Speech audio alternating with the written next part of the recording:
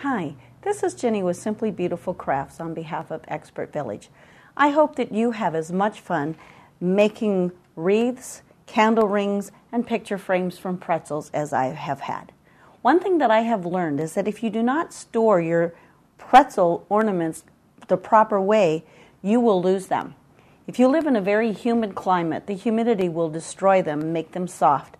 If you live in a dry climate, you're very likely to end up with bugs, and they will eat them up and be hollow.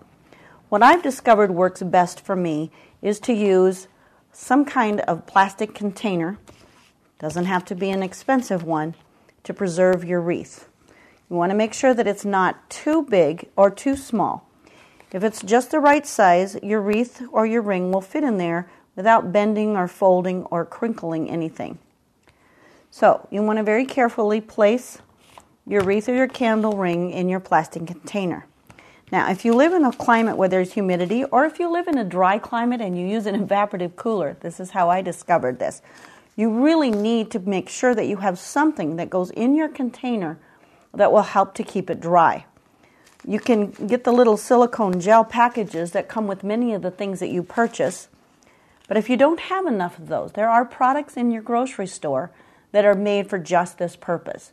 You purchase some of the crystals, put them in a little tiny paper bag or a little cloth, and put them in with your wreath or your ornament when you put it in. Carefully place it so that it's not going to be wrinkled or crinkled or bent, and then just seal it up. Burp it real good.